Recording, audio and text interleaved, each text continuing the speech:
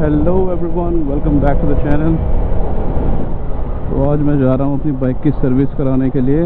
ये second service होगी अपनी बाइक की। बाइक अपनी चल चुकी है 2700 किलोमीटर्स प्लस, 2738 प्रिसाइसली। तो फर्स्ट सर्विस भाई मैंने करवाई थी 600 प्लस किलोमीटर्स के आसपास, जिसमें कि ज़्यादा कुछ नहीं, बेसिक चीज़ें थी। और उसके बाद बाइक चली है ऑलमोस्ट 2100 किलोमीटर, ज़्यादा नहीं चली है, मुझे पता है।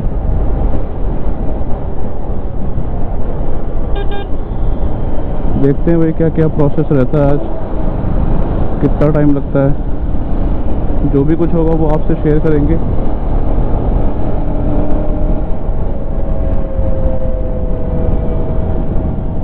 तो सर्विस के लिए मैं सोच रहा था कुछ दिनों से, लेकिन क्या है, बारिश लगातार हो रही थी, तो इस वजह से जाना नहीं हो पाया। आज मौसम काफ़ी सही है और मैं थोड़ा लेट भी हो गया हूँ निकलने में। 10:45 के आसपास टाइम हो रहा है, लेट हो गया हूँ निकलने में। देखते हैं कितना टाइम लगता है अब जाके। और बाइक सुनी तो फिर वहाँ पे टाइम ज़्यादा लग सकता है।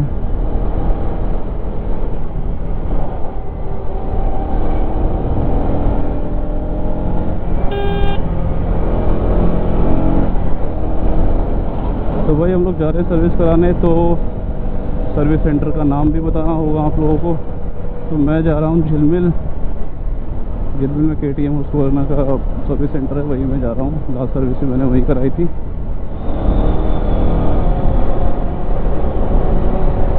तो दोस्तों बाइक में ऐसा कोई इशू नहीं है, बाइक बढ़िया चल रही है अपना।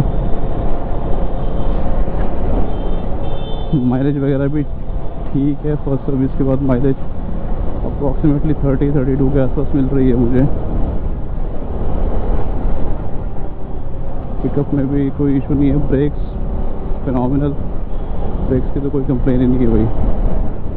KTM provide one of the best brakes. और सस्पेंशन की बात कर लेते हैं। ये पैच ऐसा है, सस्पेंशन ठीक है, मीडियम सेट, ना सॉफ्ट ना हार्ड, ठीक है। स्टेबिलिटी सही मिल जाती है इस वजह से बाइक में।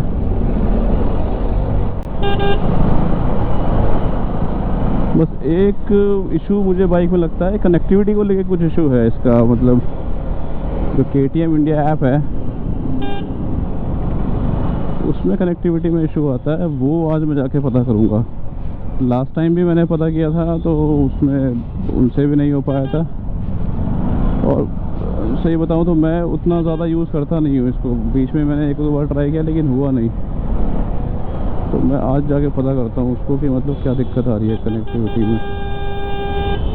भाई ट्रक वाले किसी के नहीं सुनते, मुड़ना चालू तो कंप्लीट करना है अपना वो टर्न उसको।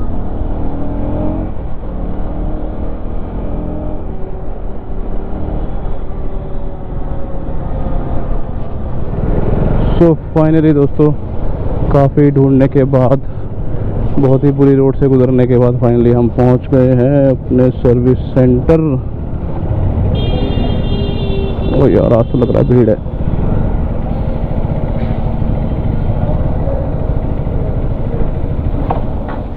तो भाई ये KTM झिलमिल का सर्विस सेंटर है, यहाँ पे मैं आया हुआ हूँ। तो यहाँ अपनी सर्विस करवाएंगे। लास्ट टाइम भी मैं यहीं पे आया था सर्विस करवाने के लिए।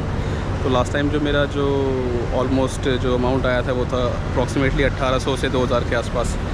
तो अभी देखते हैं, जॉब कार्ड अपना बन गया है। जॉब कार्ड के लिए मैंने बोल दिया था पहले ही। तो जॉब कार्ड में फिर वही मतलब उतना ही अमाउंट बताया, लगभग 1800 से 2000 के बीच में मुझे बताया गया सर्विस एडवाइज़र के द्वारा। तो अब देखते हैं कितना टाइम लगता है सर्विस में, और सर्विस करा के फिर निकलते हैं। जो प्रोसेस होगा वो हम देखेंगे। तो KTM का सर्विस सेंटर, 5 लिफ्ट्स हैं यहाँ पे। अपनी बाइक की सर्विस होगी अभी थोड़ी देर में। वॉशिंग के लिए गई हुई है, वॉशिंग से आने के बाद नहीं लिफ्ट पे लगेगी और उसके बाद सर्विस होगी। तो भाई अपनी ये बाइक वॉश होकर आ गई है, ड्राई वॉश हुई अपनी बाइक। तो फिर वाटर वॉशिंग जो बंद कर दी है as per latest instruction from the NCT। तो भाई ये स्टार्टिंग में अपनी चेन को ओपन कर दिया। फ्रंट सॉकेट के लिए मैंने बोल दिया था, तो फ्रंट सॉकेट भी खोल के प्रॉपरली क्लीन कर रहे हैं भाई। और इसमें क्या है ना, ज़्यादा दिक्कत तो नहीं है, थोड़ा बहुत जंग आया था 700-800 किलोमीटर हो गए थे, मैंने बाइक की मूविंग नहीं की थी, तो इस वजह से क्या थोड़ा सा है। तो लगभग कितना रखते हैं इसमें हम जो है जो 5 से 7 mm। 5-7 mm, ठीक है। तो 5-7 mm का सैग रहना चाहिए इसमें अपने चेन में। वो एडजस्टर यहाँ से होता है। तो चेन भी अपनी टाइट हो गई है, टाइट मतलब कि प्रॉपरली एडजस्ट हो गई है। इसका सैग 5 से 7 mm है और यहाँ पे टाइटनिंग कर दी गई है। हाँ ये गैप है ना, ठीक है, 1 उंगली का, ठीक है, जब ये घिसते रहेंगे ना ये मिल जाएंगे यहाँ। ओके ओके ओके, उंगली नहीं जाएगी आपको। ठीक और है। ये आपको इधर है ना साइड में जगह, हाँ हाँ हाँ, ये बाहर आपको गोल गोल सिस्टम दिखाई देंगे बाहर में, ओके, चारों वाले, ठीक दोनों है। ये दोनों इधर के। किसमें? सीधी बात ये है, अच्छा ये दूरी है, जो देखो 1 उंगली जा रही है इसमें, ओके। ठीक है। ये अगर नहीं जाएगी मतलब कि इसमें गैप कम हो गया, मतलब वो जो रबर होता है वो घिस गया है, हाँ, जो अंदर का, तो वो फिर मतलब रिप्लेस ही कराना है उसको। तो कितनी दूरी पे कराएं रिप्लेस, मतलब कितनी कितनी? डिस्पैट बदलवाने की कोई लिमिट नहीं होती, 4 से 5,000, 7,000, 10,000। हाँ हाँ, गाड़ी को ब्रेकिंग लेने के ऊपर बात होती है। अच्छा, हाँ, हम गाड़ी कितनी स्पीड पे है, ब्रेक कैसे इस्तेमाल कर रहे हैं, ऑफ रोडिंग तो वो कुछ नहीं कर रहे। कैसा वही डला हुआ पहले सिंथेटिक है ना, मैं वही कह रहा हूँ, पिछली बार सिंथेटिक डलवाया था इसको। तुम देख लो क्वालिटी ऑफ ऑयल मतलब कैसा है वो तो? क्वालिटी इसकी बढ़िया है। नहीं नहीं, अभी तो चलने लायक था या? हाँ नहीं चलता, इतना ख़राब भी नहीं हुआ है। मुझे तो कॉल आ रहे थे इसलिए मैंने कहा चलो करा लेते हैं।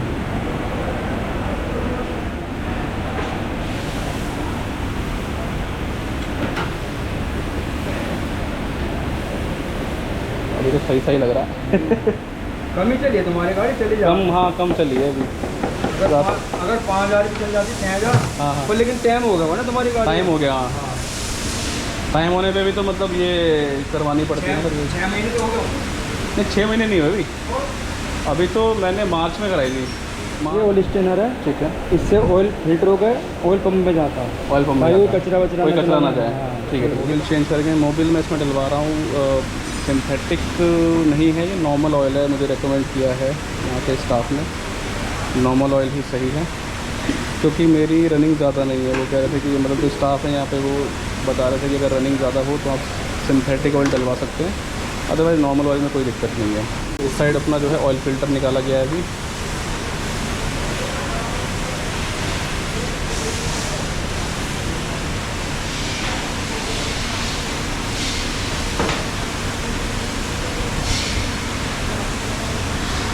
तो ये ऑयल फ़िल्टर है, ऑयल फ़िल्टर को हमेशा भी इंजन ऑयल में डिप करके हमें लगाना चाहिए।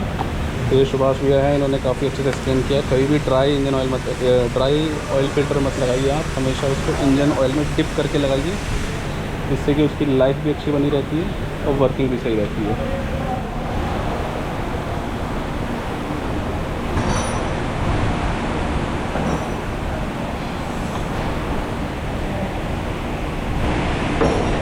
तो देख सकते हैं आप प्रॉपर जो अपना ऑयल फ़िल्टर है वो फिट कर दिया है। बाकी रही बात ऑयल अपने इंजन ऑयल की, तो इंजन ऑयल अपना ये है पैडोल यूज़ का 20W50।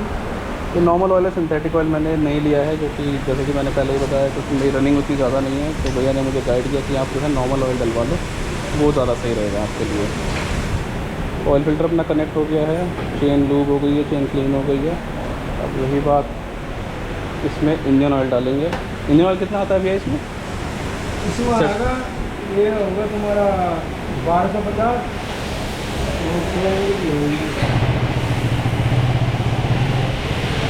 100 ml है ना ये? हाँ,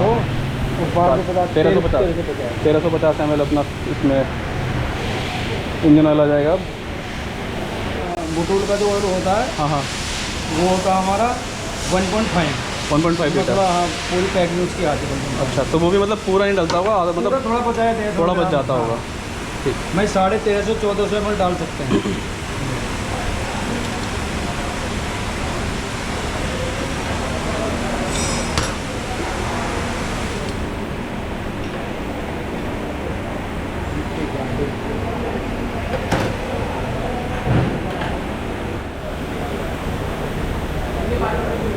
तो फाइनली अपना इंजन ऑयल जा रहा है।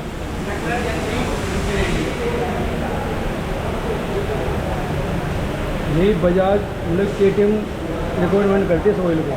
हाँ, ये जो वाला ऑयल है ना, ओके। तो ये जो ऑयल है भैया बता रहे हैं कि रिकमेंडेड है बजाज के द्वारा, क्योंकि KTM को तो बजाज ही कंट्रोल करता है। यहाँ पे सेल्स वगैरह है, असेंबली है, जो भी है वो तो बजाज के इसलिए थ्रू ये होती है। ऑयल है संजय का भी कोई पैसा हो तो बजाज के जो इंजीनियर लोग होते हैं उन्हें रिक्वायरमेंट। अच्छा, तो उनका रिकमेंडेड ऑयल है। आप यही ऑयल मतलब 4 साल से, तो कंपनी ने ऐसे नहीं कि टेस्टेड ना करे क्लास की चीज़ों को, टेस्टेड करती है चीज़ें देखती है, क्योंकि कॉस्ट कटिंग का भी कुछ नहीं होता।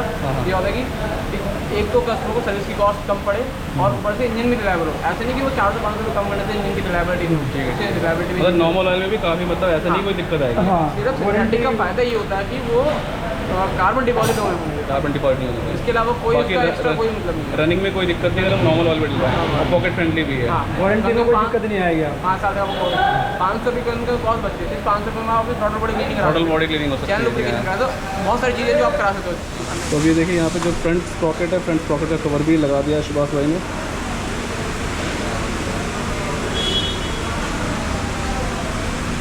इसको आगे से क्लीन करने से क्या होता है, चेन की लाइफ बढ़ती है, चेन की लाइफ बढ़ जाती है, जो आगे अपना गंदगी वगैरह होती है तो क्योंकि आगे ज़्यादा डिपॉजिट होता है अपना। तो चैन जितनी साफ हो रहेगी, क्लीन रहेगी, लूब रहेगा तो हाँ। चैन की लाइफ ज़्यादा, लाइफ भी रहेगी और ऊपर से क्या माइलेज भी अच्छी आती है। साउंड तो वगैरह ट्रांसमिशन सही है तो माइलेज भी सही रहती है।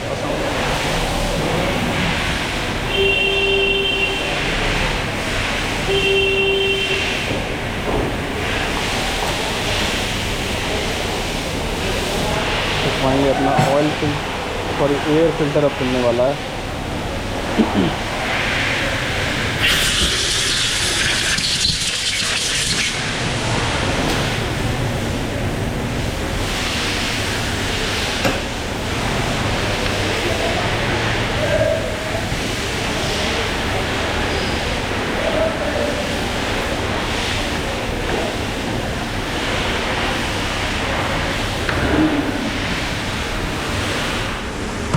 तो ये केसिंग है एयर फिल्टर की, वो उसमें एयर फिल्टर देख सकते हैं आप, काफ़ी गंदा हो गया है। इसको जितना भी धूल वूल है सब जमा हो गई है।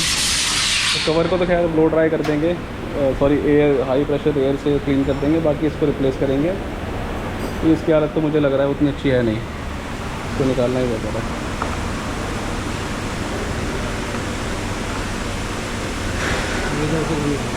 उधर से गंदा काफ़ी गंदा हो गया है, तो अब इसको रिप्लेस करेंगे।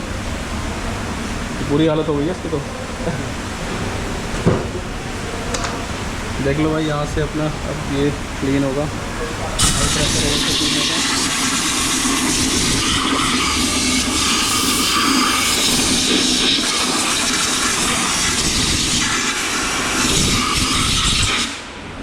ये अपना एयर फिल्टर आ गया है। ये टेढ़ा ही रहेगा, ऐसे टेढ़ा रहता है। अच्छा दिखाने पर देखूँ डिजाइनिंग। अच्छा डिज़ाइनिंग, अच्छा इसका जो है थोड़ा सा स्लैंट पे है, थोड़ा टेढ़ा है, देखो यहाँ से सामने आ रहा है। ठीक, बाकी फिटमेंट पूरा हो गया। हाँ तो प्रॉपर फिट हो गया है ये। अब इसका क्या स्क्रूज लग जाएंगे तो एयर फिल्टर का काम भी हो गया अपना।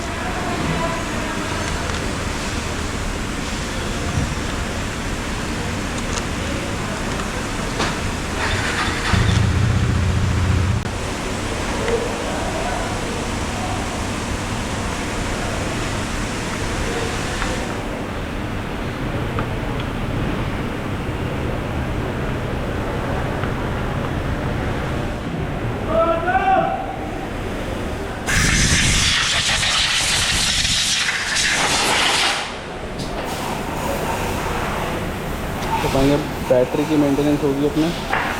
अब अगर थोड़ी बहुत धूल तो जमा हो गई है, मतलब कितना ही कवर्ड रहे लेकिन धूल तो आपकी जमा होती ही है। तो ये लग रहा है अपना स्प्रे टर्मिनल्स पे क्या होता है, उस पर कार्बन डिपॉजिट नहीं होता। फिर क्या यार कलरफुल स्प्रे है, पूरा ब्लू कलर का, बढ़िया स्प्रे है।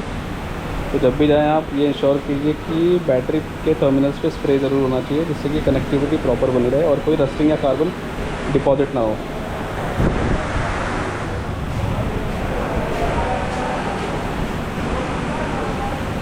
अपना बैटरी वोल्टेज चेक करते हैं, बैटरी वोल्टेज लगे कितना हुए है।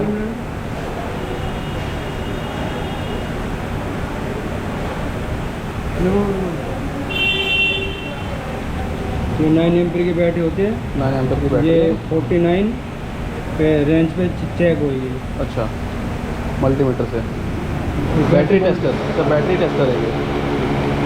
Battery low tester. ये हमारी 12.1 बैटरी ओके है। ठीक है। बैटरी के अंदर 1250 से लेकर 1280 वोल्टेज होने चाहिए। ओके। अब हम बैटरी की चार्जिंग चेक कर रहे हैं आगे में। तो सेल्फ से चेक कर लेंगे चार्ज हो रही गाड़ी है। को स्टार्ट करके ओके हाँ, चार्ज हो रही है, बढ़ रही है। ये 14 पॉइंट प्लस होने चाहिए। हाँ। 13.5 से लेके 14 पॉइंट होने चाहिए। तो हमारी जो बैटरी की चार्जिंग सही ओके है। है। ठीक है, बैटरी की चार्जिंग भी सही है, बैटरी का वोल्टेज भी सही है।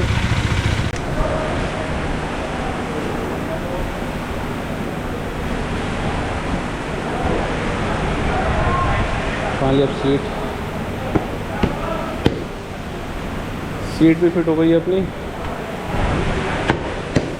तो मैंने अभी भैया से कहा है कि कूलेंट थोड़ा सा चेक कर लेंगे और थोड़ा सा कूलेंट डाल देंगे। अब कूलेंट मुझे लग भी रहा है थोड़ा सा कम है। देखो मैक्स यहाँ पे है, मुझे इस लेवल पे दिखाई दे रहा है ये, यानी कि आधा है इस टाइम। इससे इसके बीच में रहना चाहिए। तो मैं सोच रहा हूँ इसको यहाँ तक करा लेता हूँ। कूलेंट थोड़ा टॉपअप हो जाएगा तो सही रहेगा। तो कूलेंट भी अपना प्रो लूप का ही है। कूलेंट डालेंगे इसमें, ये मैक्स वाले लेवल तक डालेंगे ना। ठीक है, थोड़ा सा और आएगा मुझे लगा, थोड़ा सा और डाल दो। ठीक है। सर्विस फाइनली हो गई है। तो क्लीनिंग जो है अपनी ड्राई क्लीनिंग हुई थी, क्योंकि यहाँ पे एमसीडी के रूल्स के हिसाब से जो वाटर क्लीनिंग है वो बंद करवा दी गई है। तो ड्राई क्लीनिंग हुई थी। तो थोड़ा बहुत जो रिम्स वगैरह बचे हैं, जो ऑयल स्टेन्स हैं, वो क्लीन होंगे। बाकी इसका एक बार टेस्ट राइड लेके देखेंगे। टेस्ट राइड के बाद चलते हैं भाई लेके, देखते हैं परफॉर्मेंस कैसा रहा बाइक का, कुछ चेंजेस है कि नहीं है। बाकी एक मीटर रह गया है, मीटर को हम लोग चेक करेंगे। मीटर की कनेक्टिविटी देख लेते हैं, मैप्स वगैरह सही चल रहे हैं नहीं चल रहे हैं। क्योंकि मुझे भैया ने बताया, यहाँ के जो सर्विस एडवाइज़र है उन्होंने ये बताया कि जो अब जो इनके पास अपडेट्स प्रॉपर आ गए हैं और इसके बाद जो है कनेक्टिविटी में कोई ऐसा इशू नहीं होना चाहिए।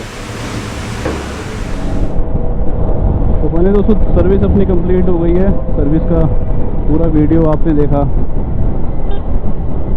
जितना भी प्रोसेस कवर हो सकता था मैंने कवर करने की कोशिश की है।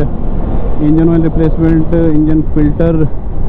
इंजन ऑयल फ़िल्टर जो है, and then air filter, battery का टर्मिनल स्पोर्टिंग और टर्मिनल क्लीनिंग, टर्मिनल टाइटिंग जो भी था वो सब भी देखा आपने। इसके साथ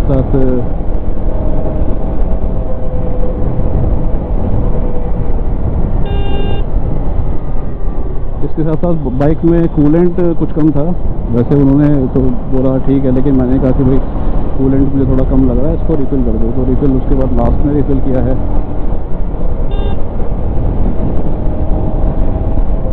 तो बाइक सर्विस होने के बाद काफ़ी सही चल रही है, मुझे फील हो रहा है ये चीज़, बहुत ही बढ़िया चल रही है बाइक।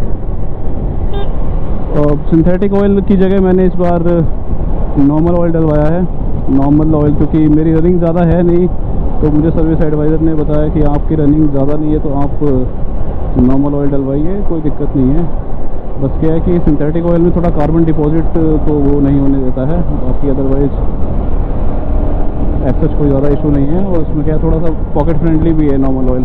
लगभग मेरे 500 से 600 रुपये बचे, क्योंकि लास्ट टाइम जब मैंने डलवाया था तो 1300 से 1400 के आसपास था, ज़्यादा मुझे ध्यान है। और अभी जो ये इंजन ऑयल पड़ा है ये मेरे ख्याल से 750 के आसपास पड़ा है, 750 ओनली। तो देखते हैं परफॉर्मेंस। अभी तक तो अभी चलाने के बाद तो काफ़ी चेंज फील हो रहा है मुझे, पिकअप वगैरह, और जैसे गाड़ी मतलब स्पीड पिकअप अच्छी कर रही है। थोड़ा वाइब्रेशन भी मुझे कुछ हद तक कम लग रहे हैं कंपैरेटिवली, पहले के मुकाबले वाइब्रेशन भी कुछ हद तक कम लग रहे हैं। और हाँ, ब्रेक्स के लिए मैंने जब टेस्ट किया सर्विस के बाद तो मुझे लगा ब्रेक्स थोड़े से ना कम लग रहे हैं। तो उसका रीज़न यही था कि क्लीनिंग जो है अभी ड्राई क्लीनिंग हुई थी, तो उसमें पॉलिश और वाटर का मिक्सचर इन्होंने स्प्रे किया था, फिर उसको नॉर्मली क्लीन किया कपड़े से। तो उसमें क्या थोड़े से पार्टिकल रह जाते हैं डिस्क पे, तो उसकी वजह से क्या है मतलब प्रॉपर ब्रेकिंग की पूरी एफिशिएंसी नहीं निकल के आ पा रही। तो उन्होंने कहा कि कोई नहीं, 2 से 3 किलोमीटर आप चलाओगे तो उसके बाद नॉर्मलाइज हो जाएगा। तो देखो मैंने अब तक वहाँ से मेरे ख्याल से लगभग 12 से 13 किलोमीटर चला लिया है। तो फ्रंट के ब्रेक तो मुझे सही लग रहे हैं, फ्रंट का वाइड तो सही लग रहा है, मतलब ठीक है। अब रियर का मैं लगा के देख नहीं रहा हूँ अभी, क्योंकि पीछे बाइक्स वगैरह आ रही हैं। और रियर का मैंने बीच में ट्राई किया था, ठीक लग रहा है वो भी, मतलब ओवर द टाइम मतलब मुझे लगता है क्लीनिंग होगी और वो ऑयल का जो भी डिपॉजिट है चेन पे, सॉरी डिस्क पे, तो वो जब निकल जाएगा तो ब्रेकिंग और बेहतर हो जाएगी। बाकी एक बात रही कनेक्टिविटी की, कनेक्टिविटी भी इस बार रिजॉल्व हो गई है। मैंने प्रॉपर्ली खुद चेक किया, मोबाइल में मेरे कनेक्टिविटी आ गई। तो उसका नेविगेशन मैं चेक नहीं कर पाया, नेविगेशन मैंने नहीं देखा, लेकिन नेविगेशन अब जब कनेक्ट हो गया तो नेविगेशन चलने में भी कोई दिक्कत नहीं होनी चाहिए। तो भाई जितना पॉइंट हो सकते थे मैंने कवर करने की कोशिश की है, और जहाँ तक कवर भी किए हैं। तो दोस्तों अगर आपकी कोई भी क्वेरी हो तो आप प्लीज़ कमेंट बॉक्स में पोस्ट कीजिए, जितना हो सकेगा मैं रिप्लाई करने की कोशिश करूँगा, क्योंकि मैक्सिमम पॉइंट्स तो मैंने कवर कर ही लिए हैं। लेकिन हाँ कुछ छूट गया हो तो आप ज़रूर पूछ सकते हैं। So with that being said, अगर वीडियो आपको अच्छी लगी है, इन्फॉर्मेटिव लगी है, तो please like share and comment on the video, and please subscribe the channel also. Thank you.